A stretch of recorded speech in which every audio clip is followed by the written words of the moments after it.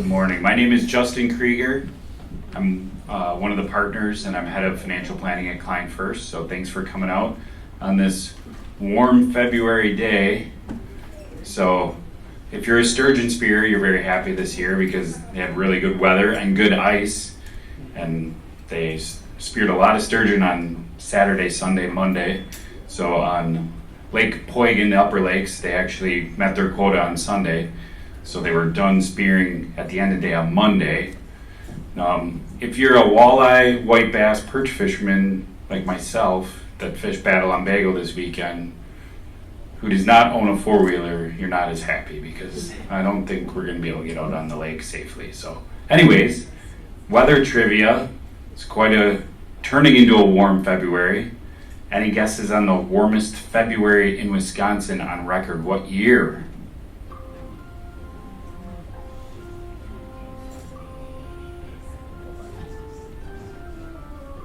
Don't everybody guess at the same time. What? That's a cold year, Willis. Anybody? All right. 1998. The average was, I just looked it up, it was like 31.6 degrees. So that was a pretty warm one. I'd like to introduce David Zarling and Kevin Ferrari. So they are members of our Adaptiv investment management team. So they work every day managing our clients' investments. Just to give you an idea, this is not how all of the industry works. We have a team of 3 full-time people that are managing your investments along with all of our other clients. It's very unique.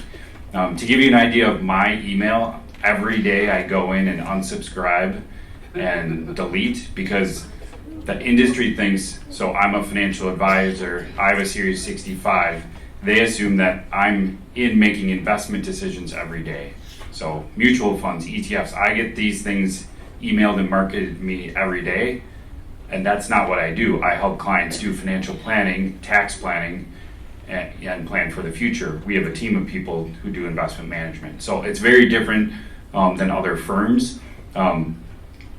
David, very much being the head of that, he's always looking towards the future and seeing how we can improve things and kind of looking on the horizon.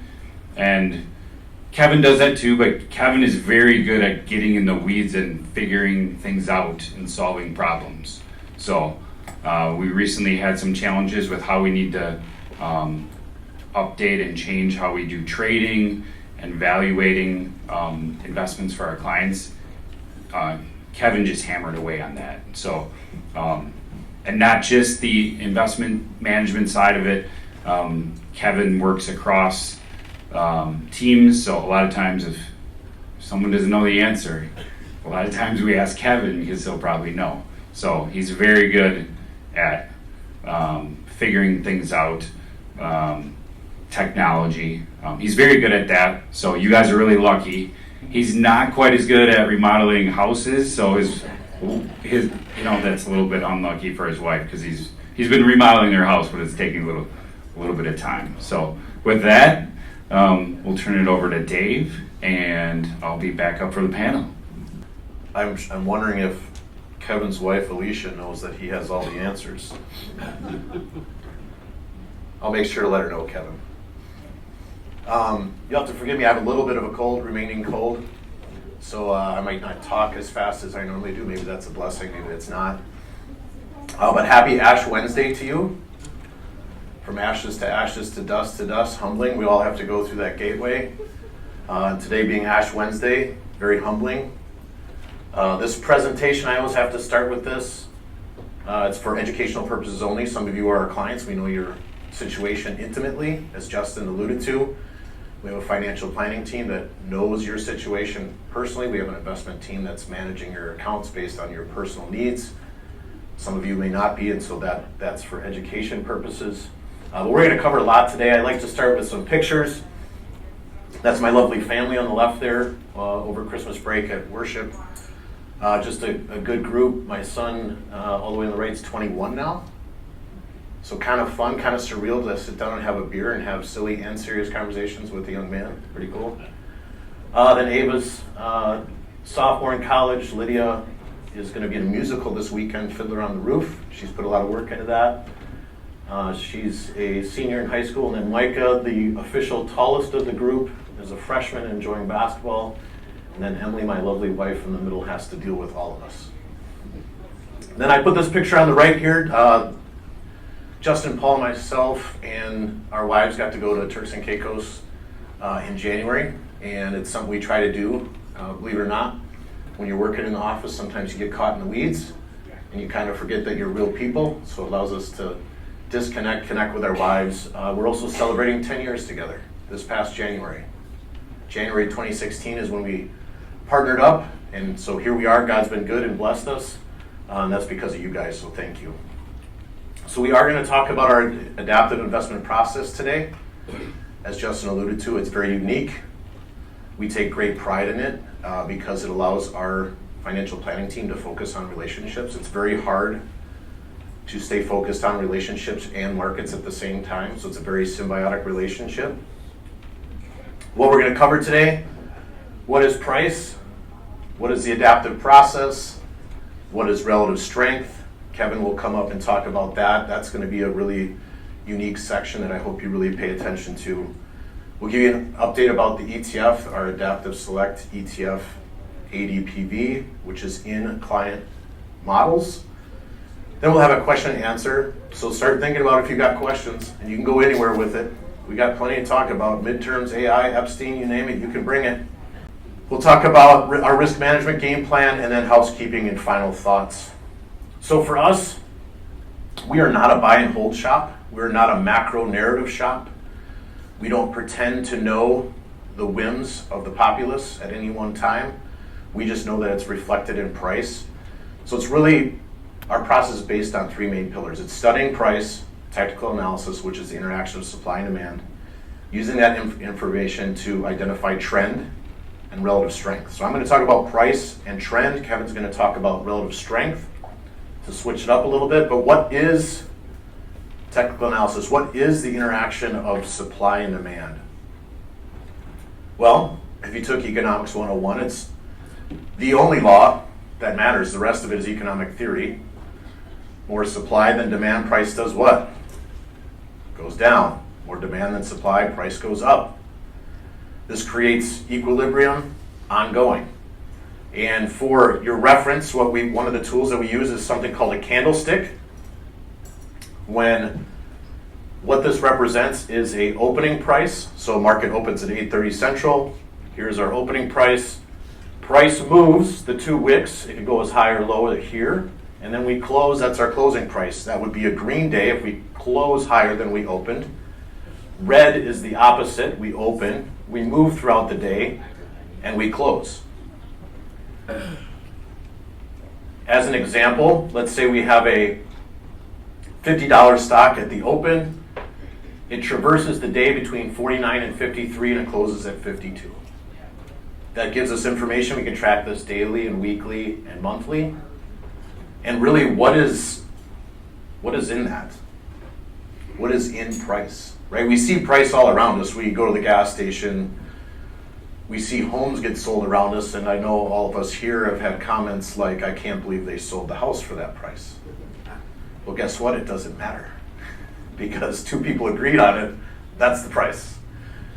That could be offensive, right? Because you're allowed to have your opinions, but your opinion's not in that price. It's two individuals who agreed to interact with that thing and determine a price. And that's what's happening in markets, is you can have the belief that something is overvalued, quote unquote, overbought, or undervalued, quote unquote, underbought, but really it's about the collective whole.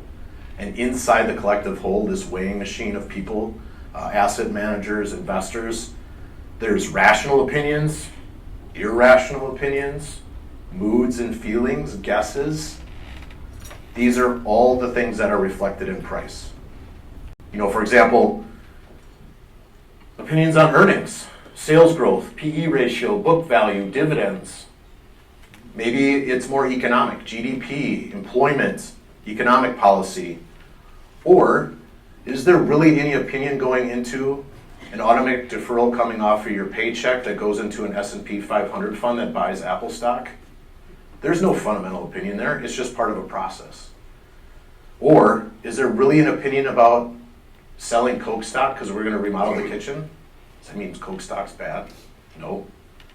It just means all the things that are happening. Irrational, rational, normal daily events, paycheck deferrals, pension distributions, these are all impacted in price, and it's why we study price, because the fundamentals are in the technicals. And what we have found is that price moves first, and then we get a narrative. The best way I like to describe it is wet streets don't cause rain. Price moves first, then we get the narrative. So if you want to print one out, I made this one pretty. Only price reflects all information and opinions of all market participants. It is the manifestation of opinion and final arbiter of value. You can woo your spouse with that one. Price and trend, weight of evidence. So we talked about these candles and how they operate. They're red and green on here. This goes back to late 2021. There's 1,130 of these on this chart. Now, if we didn't use price charts, this chart would look something like this if we just looked at it as up and down. So this is the year 2017. Any guesses on whether this year was up or down? Very good. It was up. One of the best up years on record with low volatility, but you wouldn't guess that from this. Low volatility, what do you mean, Dave? Look at all this red on here. That's nerve-wracking. Well, it's because we are subjected to something called loss aversion. Right? If I go find a $100 bill on the ground, it's kind of exciting. But it wasn't that long ago where all of a sudden I started canceling my credit cards because I could not find my wallet. I was ticked. My son found it on the porch, which was really nice. But my pain over loss was greater than any joy of having found a $100 bill. The same thing happens in markets. This down red day feels way worse than this green day. And it's why we use price charts. Because if you just look and put your face on the screen and look at one day's action and try to marry it to today's narrative, because the market is looking out 6 to 18 months. It's not looking at today, it's looking at the future prospects of companies, bonds, stocks, economies, 6 to 18 months out from now. So, we track that ongoing. We use price charts, we don't just use bar graphs. And then this blue line on here is the average of the past 200 days of information. So take the past 200 days, divide by 200, that gives you a new number. We track this daily and weekly. And what this does is tell us, is the market in an uptrend? Do buyers have control of the market for the past 200 days? Yes, we want to be involved. Do sellers have control and we're in a downtrend? Do we want to be involved? No. Then this orange line that's on here is the past 5 days of information average. So orange line, 5 days, blue line, 200 days. And what we know is that when orange is below blue, that's when bad things tend to happen. That's not a guarantee of bad things. I don't want to present it that way. Every time orange goes below blue, it doesn't mean a correction is going to 100% happen. But it's very much like a snowstorm. You can drive in it, does not guarantee an accident, it's just the odds increase. We know based on the data when orange is below blue, it's time to sidestep the market. And so our process is really that simple. When orange is above blue, we're going to enjoy the ride, enjoy the view, as many of us have over the past few years in our accounts. Things have gone really well. When orange is below blue, we're going to avoid high-risk scenarios such as last February through April. You might recall we had a pretty big correction in the market. Our clients didn't feel all of it because we sidestepped half of it using our orange and blue rules. We want to avoid those high-risk scenarios and be patient until the storm is over and we can re-participate again. For example, here's that period of time I'm talking about. We protected client accounts here, price dropped, and we don't know this future information, so you don't get to say, oh, Dave, that was really prescient that you guys figured that out and you could get back in. No, we just look at the data. We don't know if orange is going to cross back above blue. This could have dropped another 50%. I have no idea. But the main point is let's park the car, wait to see what happens. We don't have to catch a falling knife, let it hit the ground, then participate. And so we don't. If we think about retirement, and this is where it becomes really important to think about how this fits into a retirement plan.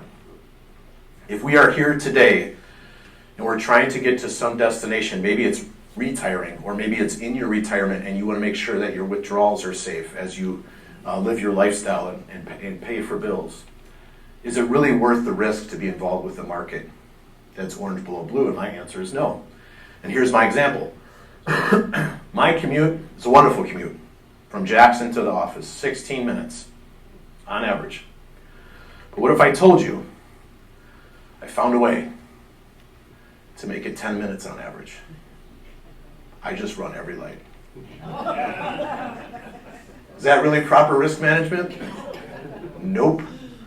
That's buy and hold. Buy and hold is we're just going to blow through the stoplights, pretend that there's no such thing as a 50% correction coming, and go about our way.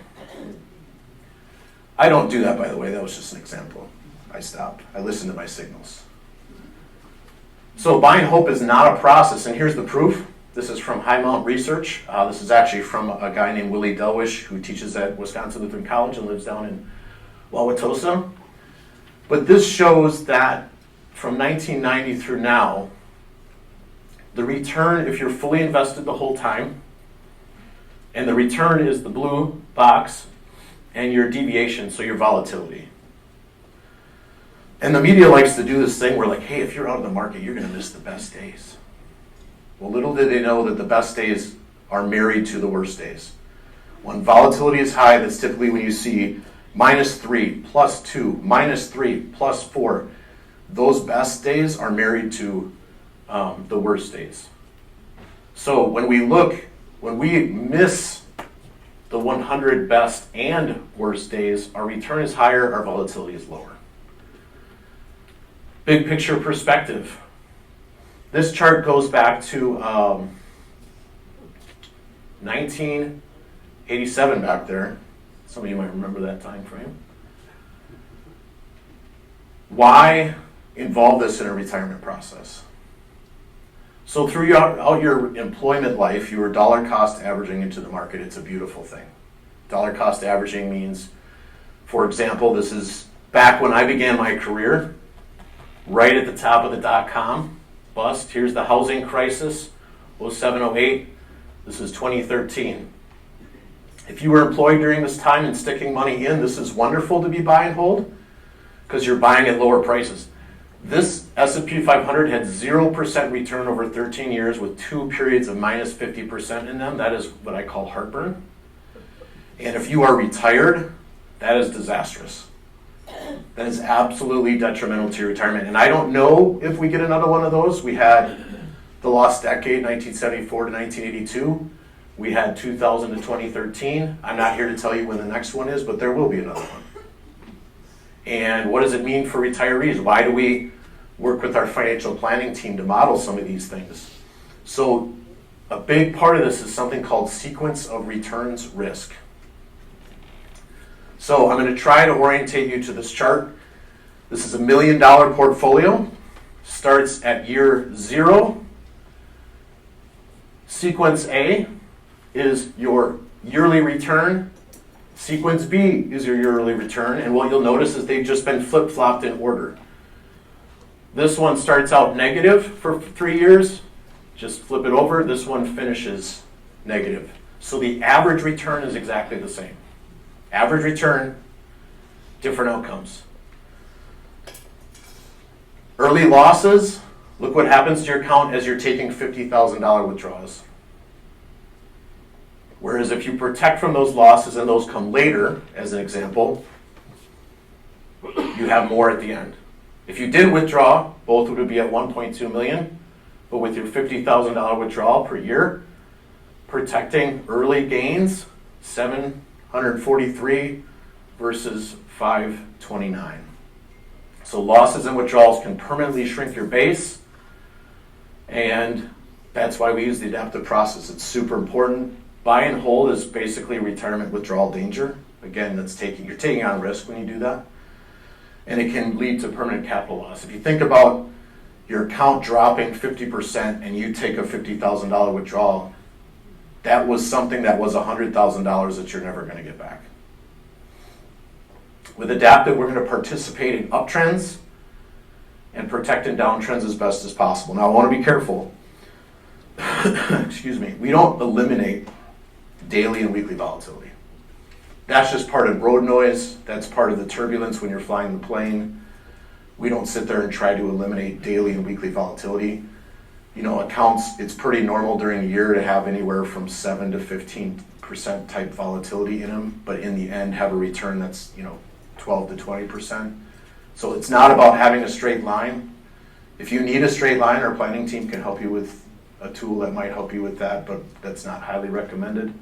But I do want to reiterate, this is about preventing 30, 40, 50% moves down in the market, protecting accounts during that period of time. So I'm now going to bring up Kevin Ferrari. As Justin alluded to, he is a go-to man in our office, a family man, and he's our newly minted fixed income specialist for our portfolio. So he's in charge of the fixed income sleeves, and that's a great honor, and he does a great job. So please welcome Kevin Ferrari. A lot of cords. Man, 2026, I think would be all wireless by now. All right. So, I also included some pictures of the kids. They are a lot more cute to look at than I am. That is for sure. So everything's been going good with them. Our oldest is probably around 2.5, and our youngest will actually be 1 next month. That'll be exciting. It's been a fun winter though. Baby's been sick quite a bit, and actually he just got everybody sick again. So I swear these kids they'll be on the opposite side of the house, 3-4 rooms away. If they have to cough or sneeze, they will run right up to you, face to face, bam, hit you with it, every time. So I don't know why they like doing that, but they do. I guess you always tell them to share, and they're sharing, so I guess you can't blame them. But oh yeah, Christmas was good. They finally got to see Santa for the first time, which is nice. One of my wife's sisters got our oldest an electric bike, so he's a little small for her yet, which is probably good. So that should be interesting in many areas, probably this summer, later this fall. So that'll be, I don't know, maybe we'll have a picture of him up there with his first ER visit, who knows? We'll see. Fingers crossed that doesn't happen. All right, so Dave talked a lot about price and trend. I'm going to cover relative strength, and that's usually, when we would have that image up there, we follow the bread slices and different ways to slice the market. We're going to look at it a little bit differently this time, kind of change things up. But relative strength, what is the point of using relative strength? Sorry, Dave covered trend and price. That tells us when we can participate, when we have to protect. It really doesn't completely tell us, when we are participating, what should we be actively owning at any point in time. Because really we can't just, take everything that's in an absolute uptrend and just decide to buy all of those things. And you'll kind of see I put some numbers behind this coming up here, but that can be, thousands upon thousands of things that are in an uptrend at any point in time. There's just not enough money to go around, right? You only have 100% of a portfolio. When those, if you're buying 3,000 things, some of those numbers are getting pretty small. There's probably not even enough hours in the day for me to try to buy all of those things, so it just doesn't work. We have to have a way to take, that investable universe, all those things in like an absolute uptrend, and find out which one of those securities, which areas of the market are in the strongest uptrends, right, relative to the market as a whole. And that's where relative strength comes in. So we're also going to add a little bit of an Olympic flavor to this. Olympics are going on, so I don't know how much you guys have been watching. We are currently watching more so Miss Rachel and Blippi than we are the Olympics. So I haven't been catching too much. A little bit of curling here or there, but a lot of nursery rhymes, colors, things like that. It's really exciting. So what we're going to do, the example I came up with, we're going to take kind of our entire investable universe of ETFs, which ETFs are exchange traded funds. Easiest way I can explain it, think mutual fund, but it trades more like a stock intraday. It doesn't matter. But what we're doing is looking at roughly a sample size of 5,000 ETFs. So that's quite a few things that we can pick from, on any given day. Now there's a lot of overlap within there, right? Like a gold ETF, there's probably 15, 20 of those. Different companies, different flavors of that. But still, there's quite a few options out there. They're adding more every month, especially a bunch every year. So that number is constantly increasing. So this number, these 5,000 different funds we have to pick from, right? This is kind of like your entire participant base in the Olympics. Really what we're trying to do with relative strength is kind of filter down to who's really on the podium to eventually get to kind of those gold medal winners that are showing the highest amount of relative strength to this, entire universe, the market as a whole. So, step one in our little chart here is just to filter out all of those things that are in, an absolute uptrend, right? This is where we got to the chart here. We're looking for things that at least have that orange above blue. I mean, for us to participate in it, right, they have to be in an absolute uptrend. That's step one. So, this is using data as a few days ago, so it's pretty current. Out of those 5,000 available ETFs, a little over 3,200 are in an absolute uptrend. So that just means, they're available for us to participate in. So actually quite a bit, right? Probably, was that like 65% somewhere in there, or with an absolute uptrend. So we cut out a decent chunk of the pie to start, but still 3,236, that's still quite a few to pick from, right? We really didn't get too far to where we can really hone in on where that true strength is within the market. But at least, they're on the podium, right? This is kind of like a bronze medal winner. Definitely could do better. They're at least on the podium, right? They're participating in an uptrend. What we can do from there is look at those securities, those areas of the market that are in an absolute uptrend. We can look at those relative to just the market as a whole, right? Like for us, common one we use is the S&P 500. We don't have to look at it using the S&P, but that's the most common. So out of those, 3,236 that are in an absolute uptrend, only 1,623 of those are in an uptrend relative to the S&P 500.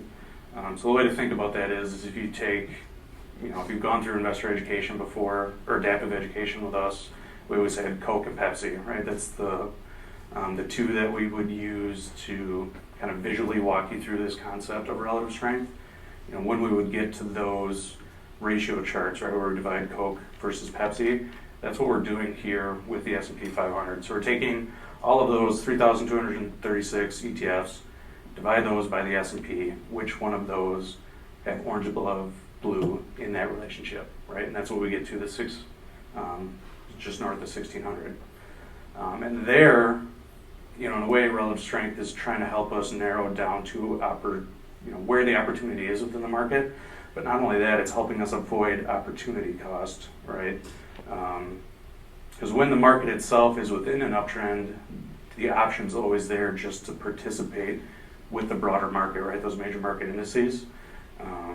Looking at them relative to the market as a whole, make sure we're not participating in things that are underperforming the market, right? Even though they're in an absolute uptrend, if we can just own the market, why should we own something, that's not outperforming that market, right? There's always that kind of fallback, that base case. So we're also trying to avoid opportunity cost by looking at it this way. So we've narrowed it down quite a bit at this point, right? Started with 5,000, we're at 1,600, that's not too bad. But we can still do a little bit better, right? So what we have here next is another way that we can kind of further narrow down the market to try to identify strength. So what I did here was I took those 1,600 ETFs in a relative uptrend of the S&P 500 and actually weighed them relative to a position that we own currently, which is leveraged emerging markets. So what does leveraged emerging markets, or that term leverage, mean? So in this case, we own a position that tracks 2 times the amount of emerging markets. So if emerging markets themselves are up 1%, that fund should be roughly up 2%, right? It just tracks double the move of that area of the market there. So of those 620 ETFs that were in relative uptrend versus the S&P, only 97 of those were in a relative uptrend versus something we currently own. So this is kind of two, which we're more so at an area like this now within portfolios where we're somewhat at capacity. right? I mean, obviously there's different risk tolerances with our different models, so that might look a little different from model to model. But in the middle of a lot of these uptrends in these bull markets, we're probably fully invested more often than not. So we have to, even though there's some areas of the market maybe that we don't own now that is starting to relatively outperform the market, we still have to make sure that it's outperforming something we currently own now. Otherwise, what's the point of letting it in the club, right?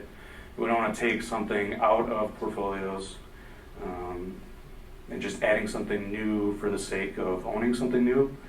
If it's not outperforming, what's going to get tossed out? So here we're kind of another way to look at avoiding opportunity cost. We cut down quite a bit here, going from 5,000 to 97. So like this group of 97 would kind of be like your gold medal winners, right? Kind of your top 2% of our investable universe. Then we would kind of go through, look at those 97. What are kind of the common themes there? If there's specific areas of the market that we're seeing. But then we have to kind of, almost backtrack here a little bit, just because, these 97 funds, let's say there's like one or two common themes there. They're in an absolute uptrend, they're in a relative uptrend versus the market as a whole, areas that we own within the portfolio currently, good candidate to potentially add to the club. But we actually kind of have to circle back and look at each of these areas now, just on an absolute basis, as, in terms of risk versus reward. You've probably seen this here before. I know we've done it before, but really, just because something's in an absolute and relative uptrend doesn't mean it automatically gets added to the portfolio, right? Each individual, position has its own risk-reward profile, and really what we're looking for, right, which is hopefully is kind of common sense, we're looking for the highest amount of reward for the lowest increment of risk, right? Because if we can keep that reward to risk, ratio asymmetric, right? So always greater risk than less reward. We don't actually have to bat 1,000 on all these different things that we're owning at any point in time. So really, your break-even win rate, like if you're just gonna net at the end of the year 0% return, if we're taking trades and things like that that have a 10-to-1 reward to risk ratio, we only have to be right 9% of the time to break even, which is crazy low, right? And 2-to-1 gets you around 33%. 3-to-1, 25%. So it's, I guess if your baseball season's coming up, right? If you're betting 250, you probably want to be at least 250 plus. So we still have to look at each of these individual areas on their own, just from a risk-reward perspective. And there's definitely times where they're in an absolute uptrend, now relatively outperforming certain areas of the market, but this risk-reward ratio just doesn't match up. A lot of times there'll be areas of the market that, their absolute price will appreciate much too far away from where we can kind of set our risk stop loss, because it just takes sometimes these relative uptrends to start. Sometimes they kind of lag behind the absolute uptrends, and that's, it is what it is. We really have to be disciplined to risk, especially on an individual trade basis, just to make sure, that we're not having the bad 900% just to break even at the end of the day. It's just not smart. So, just to recap, all right, relative strength, it's a way for us to kind of filter out the market to look for opportunity and make sure, we're avoiding opportunity cost. So we started with that, entire investable universe and got down all the way to kind of a 2% sample, 97 funds out of 5,000 that we can use to kind of, work with from there. So that's really, how we're using it on a day-to-day, week-to-week basis, because, these relative relationships are constantly changing. So that is relative strength. I'll also touch on quickly here seasonality, especially at the beginning of the year. This is a topic we like to cover. If you remember from previous presentations, we always talk about kind of the trifecta at the beginning of the year. So the Santa Claus rally, which is the last 5 days, trading days in December, first 2 of January. The first 5 days of January just by themselves, and then the entire month of January. So, if you can get kind of all three of these seasonal time periods to be positive, it's generally a good thing for the market. Over 90% of the time, that market that year finishes positive when this is the case. So I'll just update you on where we're sitting with that. So Santa Claus Rally, the last 2 years, actually, this, seasonal indicator has been negative. So 24, 25, and actually this year it was negative as well. But really in 24, 25, both years finished positive, pretty good years, right? Double-digit returns in both cases. And this, indicator, if you even go back further, really hasn't been, at least if you look at it by itself, really a good indicator of what you can really expect for the rest of the year in general. So just the fact that this one was negative this year, I don't think really a big deal. Obviously it didn't matter the last 2 years. And really seasonality in general, right? It's all averages. There's going to be some years, right? If this thing is up 91% of the time, there's still 9% of the time you're going to be down. You have no idea which end of this you're going to end up on at the end of the year. But it's kind of cool to look at, kind of a weight of evidence approach. But what is good for us? So the first 5 days in just January, the entire month altogether was both positive, which is good to see. So you can see, kind of the instances this has happened before. So, the end of the year or by the end of the year, we're positive when this has happened 92% of the time. So that's pretty good. And then a fun one I threw in there because the Super Bowl, at least for us in this area, right, don't really have. I guess it really didn't matter, at least to me, who won, except for just the fact that apparently when someone in the NFC wins the Super Bowl, okay, and this is going all the way back to the 60s, when that happens, the market is higher 90.5% of the time, right? So Seahawks winning, maybe that's a good thing for the S&P. We'll see. It is actually kind of crazy when you see things like this happen. I don't know, that's wild to me. And it's good to see the Packers up there, right? 67, 68. I wasn't there for that. But it's good to see them represented there as well. 31% and 97. Holy cow. All right, enough of that. Dave is going to come back up, talk about the Adaptiv Select ETF, and give you a little bit of an update on that. One team I didn't see up on that chart was the Vikings. So I assume when they do win, the market's going to be up like 50. That'll be the big one. Obviously, correlation doesn't mean causation, but it is kind of interesting. I do want to provide an update on our ETF, our exchange traded fund. This took a lot of work to build and implement for our clients. It costs us about $450,000 to run each year. And you say, Dave, why would you spend that money? Well, we are tax and wealth advisors. Running a process and strategy inside an ETF allows for tax deferment. And let me show you how that works a little bit. The fund, which is held in each of our models under ticker ADPV, which you can go see on your own statement or account, operates just like what we were talking about. Orange above blue, it invests in our top 25 proprietary ranked stocks. We look at a universe of 1,000 stocks.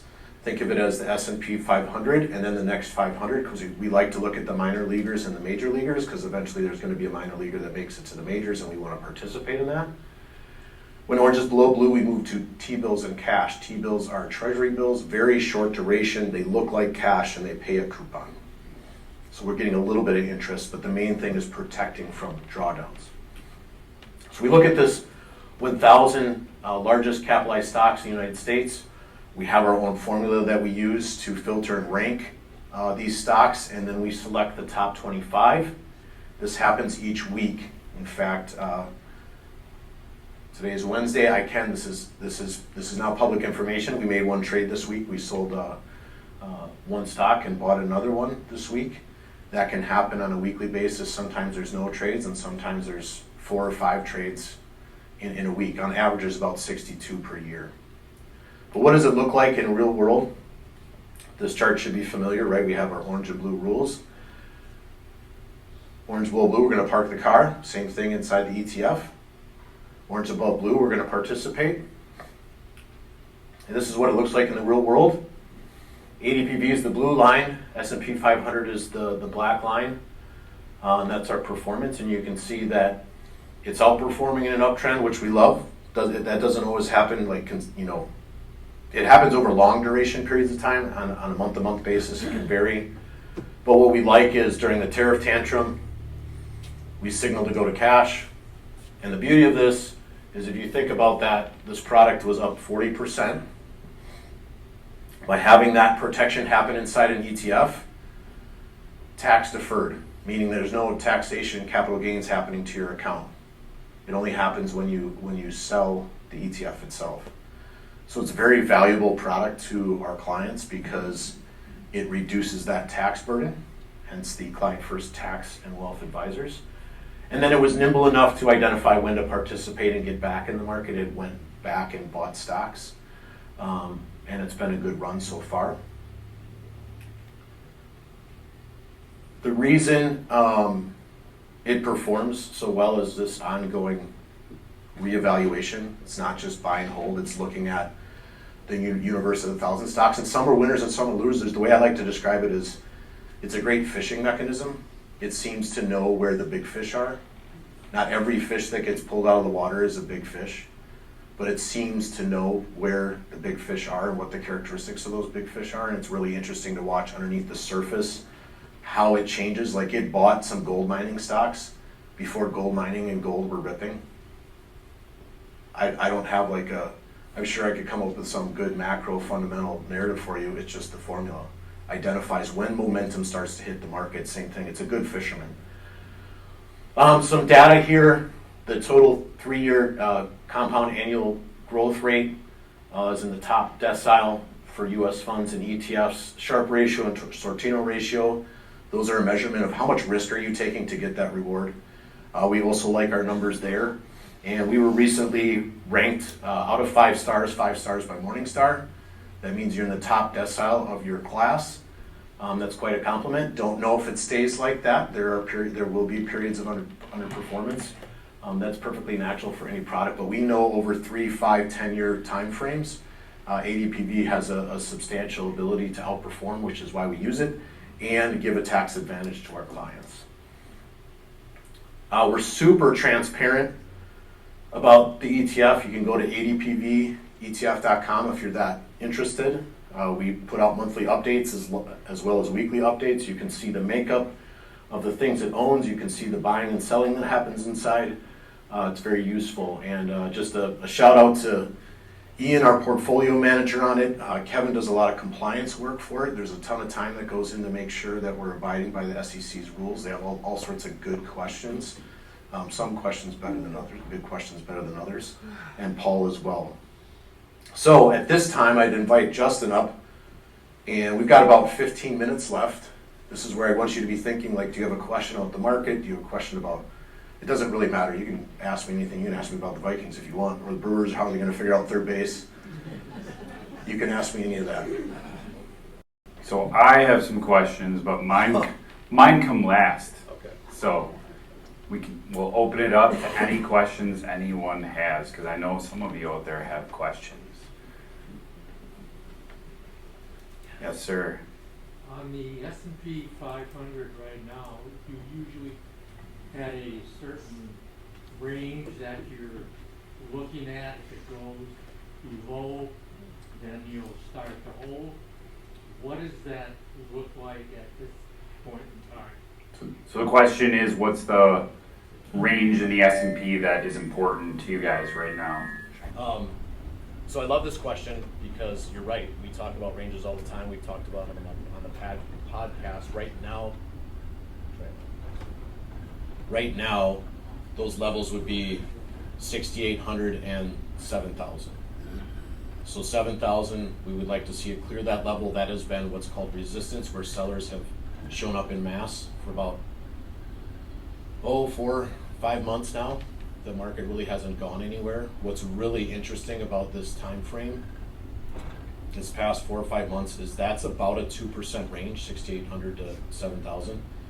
Underneath the surface, though, so think about this: the S&P 500 represents about 494 stocks. Of those 494, almost all of them have, like 90% of them, have had a 10% move up or down.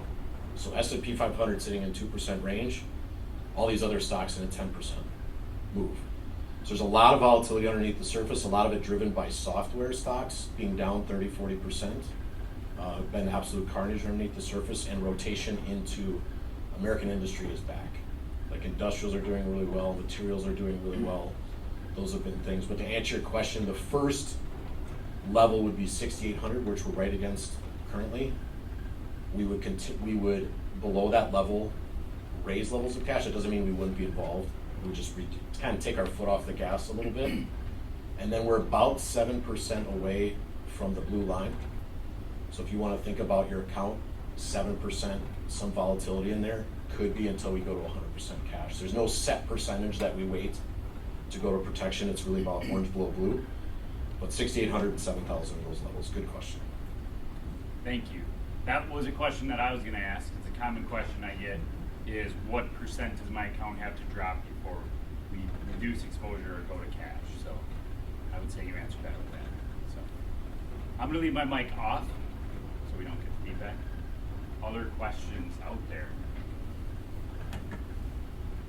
Mr. Willis. So why 200 in 5 days of data? Why not 100? Like, what's magic about 200 versus some other number? Okay, so I love this. So the question was why 5 and 200, which is Mike's a chemist, so he's got a good analytical mind. It's a good question in systems testing because there is something in system testing called overfitting, right? We could have played with that to be what's the most ideal. That gets all messy because there's a firm called Long-Term Capital Management back in the late 90s. They had a bunch of Nobel laureates on it, and they did some systems testing, did some overfitting, and basically they blew up the fund because they tried to get to a 90 to 100% win rate. It's kind of like watching a Brewer player that's on a hot streak. You know, they're 4 for 4, 3 for 4, 4 for 4, you know, eventually that tapers back. You know the reality of it. So really it's about living in reality. And the 200-day is a huge institutional level. So when you study markets, companies that are managing billions and even trillions, that 200-day or what's called a 40-week is extremely important, and they use it to accumulate at those levels. And then the 5-day just allowed us to be a little bit more nimble. We could have used like a 50-day, but that tends to be pretty slow. And so when we back tested this, going back to the 90s, on average the drawdown was half versus the S&P, and the return was double. So we were satisfied with that risk reward. Love it. Good question. Thank you, Mike. In the adaptive, the orange is the bottom line, correct, if we fall below that? Orange would be the other way. So orange is the 5-day, the line above, and then blue is the lower line. So if orange, so currently we're orange above blue, participating in the market. If that were to cross below. So what is, all right, then the blue line, what number is that at currently compared to what it was this time last year? Have we gained momentum there? Yes. So this time last year, let's see, February, well, interesting. So February last year was right before the market corrected about 19%.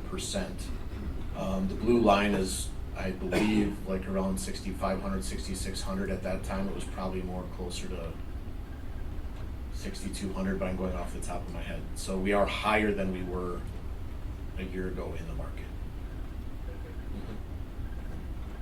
A question on, buy and hold. We keep saying that, we're gonna do better than they are, or somewhat. Every time you guys buy something, isn't there a cost when we're trading in and out?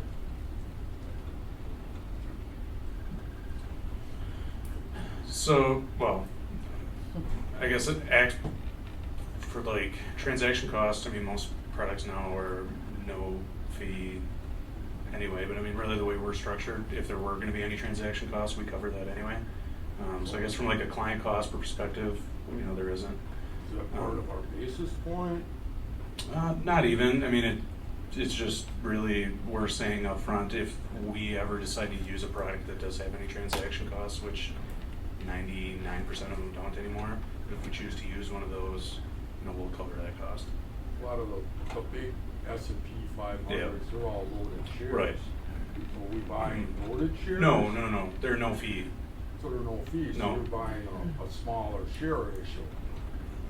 How would I say it? Smaller class, like each fund will have 8 different classifications of shares. Or like management fees with the fund, He's is that right? thinking Sean? mutual funds, A Mutual shares, funds. C shares, B shares. So explain the difference between mutual fund and ETF. Yes, we use primarily exchange traded funds, so they're similar to mutual funds in that they own a basket of assets that track various things. But they trade intraday on the market like individual stocks do. So yeah, where you get your transaction costs associated with that, that's more so mutual funds, which we only use for specific purposes. And if we do, we use no load funds, things like that. The only real it's not even really a transaction cost. So there are management fees associated with exchange traded funds, even mutual funds as well. So that's separate from what our management fee would be.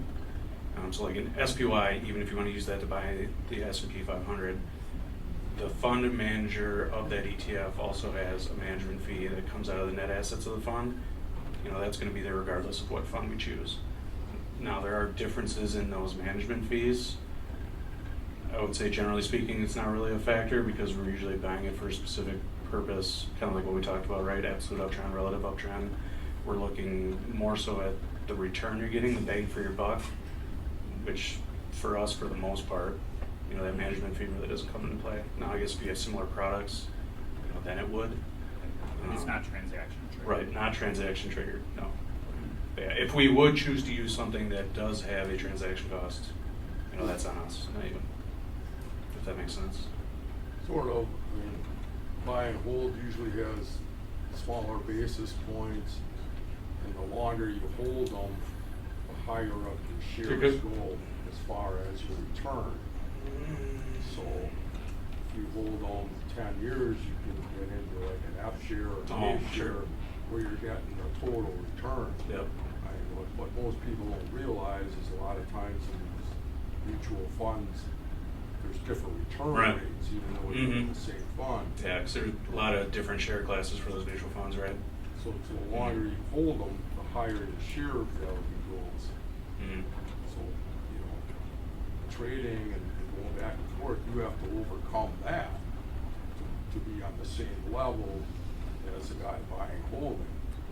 Does he have more risk? Well, Yes, if he does. if we were using those products, we would, but I mean, we don't. So that's, because the way with how active we are, we need flexibility, right? And ETFs offer much more flexibility than mutual funds do. Those trade once a day after market close. And especially now, you get a lot more variety with exchange traded funds than you really do mutual funds now, because they're a lot more popular than when was kind of the heyday of mutual funds, really. In the 90s, I'll say it was before my time. Before I was really professionally working. It's just mutual funds just aren't as popular as they are, or used to be anymore. And I think that's probably a big reason, right? The fee structures are not as forgiving, a little bit more complicated. There's really not a lot of big fee structure to it. Mm-hmm. Basically, 3/4 of a basis point. Well, $200. not every fund's like that, though. You can see management fees up over 1%, 2%. It all depends on the fund. It's different for every fund. Well, you always, what do they say? Buy something that you're gonna hold, and buy something you wanna sell. See that? And if So that's the. So just so everybody here, buy something you want to hold, buy something you. Say that again. What was buy that? something you wanna hold, don't buy something to sell. Buy something you want to hold, buy something you don't want to sell. So the trick is, so why do we participate in markets, right? You want to keep up with inflation, you want your money to grow, you want to be able to retire. So you don't have to, depends on what you save. But generally speaking, you're saving that money to use it at some point in your life, I would say, right? Maybe you don't have to use it all, give it to your kids. So at some point you're assuming as your life progresses, you're going to have to use that money. when do you have to sell those assets and actually use that money? Is it at a market bottom, 08, 09? Is it at the market top, or you're selling at just the right time? What happens in life that changes when you think you might need that money? I mean, you really don't know. Could be health related. If you have health issues, you have to, draw from those funds, which is really why we manage funds the way we do here, right? Because life changes, the market changes. So if you can somewhat control that risk and try to avoid as much of those major market drawdowns as you can, because everybody's in kind of a different scenario. Some, if we're in an 08, 09, 50% correction, they still have to pull monthly and use that money. They can't afford to just wait for the market to rebound if it does, right, and then pull at that point in time. So I mean, if you can be flexible, protect principal, I mean, I think you're better off. Right? That kind of get your question out. We kind of covered a couple different ones through that. Yeah, just looking at the. All right, we have one in the back. I have a question. I've been with the same brokerage firm for 40 years, and they have changed their philosophy. They no longer recommend stocks to buy, or do they recommend when to sell? Does your firm get involved in that individual stocks? We do get involved in individual stocks in certain ways. It doesn't come across as a recommendation. Our clients trust us to fly the plane, so we have a cockpit that we're in, and the passengers have a seat that they're in, and they trust our expertise. So it's not about shouting to the back of the plane, hey, do you guys want to land this? Or, you guys take care of it. It's really a full service shop. We're going to take care of our client. So it doesn't come through recommendations to buy or sell. And I always laugh at that because typically they're telling you to sell after the move has already come. And so they're late. So we don't give recommendations, but we do get involved in individual stocks, obviously through ADPB, and then we do take some solo positions from time to time in our most aggressive portfolios. Thank you, John. All right, if there's other questions, we can come up and ask afterwards. But we're a little bit over, but we started a couple minutes late. So I'll have to wait till tonight to ask my other questions, so. Okay. We cover a lot of ground, so I always like covering a couple final thoughts. It is really about navigating different market terrains. We've had a really good terrain to put cruise control on for the last 12 months. This is your friendly reminder that markets have volatility. It is a midterm year, notorious for volatility in the middle part of the year. Typically we finish positive, but there's on average a 12% drawdown, and it's going to be okay. That's a perfect normal part of markets. We'll never be able to top tick the top, but just a friendly reminder on that and our game plan here. Oh, and if you like these type of discussions, we do have a podcast out there called The Weekly Trend. You can find it, search for it. It's on all platforms. We are in the top 2% out of 3.5 million podcasts, so if you'd like to listen, you can. Now, here's my deal. If I'm retired, I don't know if I really want to listen to a podcast. It's up to you. If you like these discussions, great. If not, it's okay too. Again, reminder, we're not going to run through stoplights in our process in the coming months and years. And finally, getting to the point that was made before, we have the blue line currently sitting at about 6,500. I don't have price on here, but 6,800 is an important level if you're following at home. If we're below that, we're going to start taking our foot off the gas. If orange is below blue, which is about 7% away, we will move into protection mode, similar like what we did back in early 2025. So that is our game plan. You can save that, print it, give it to your Valentine if you didn't get a Valentine. All right, so you all have there's a real quick, short, printed feedback form, correct? Yes. So please take 20 seconds to fill that out. Sarah's locking the door in the back, and she's not letting anybody out till everybody turns in their feedback forms. So please do that before you leave. And then, Justin, we'll explain how the survey works. How important this question is. fire away. Okay, so There's a question at the end of the survey about how likely are you to recommend us. That means a lot to us as far as how you answer. 9s and 10s, it's the way it's scored. 1 through 6, that's fine too, if that's how you feel. But this really helps us diagnose how are we doing, how are we serving you. We always want to get better, so please do your best to fill that question. Thank you, Dave. All right. If you're a guest of one of our clients here today and you're curious about working with us, getting advice, all you have to do is call our office and schedule an initial consultation. There's not a cost for that. We don't do any planning there. We're not a high-pressure firm. So we just get some basic information about you, see what type of planning you may need to do, and then we go over our planning process and the cost structure. So it's pretty simple and low pressure. Our next educational event should be the 3rd Wednesday of May. So that is insurance team, I believe. Because this insurance is Circle. squared, rectangle. All right, thank you for coming out. Enjoy the rest of the weather. And from the updates, it doesn't look like I'm going to be going ice fishing tomorrow, so I'm sure you all feel bad for me. Thank you.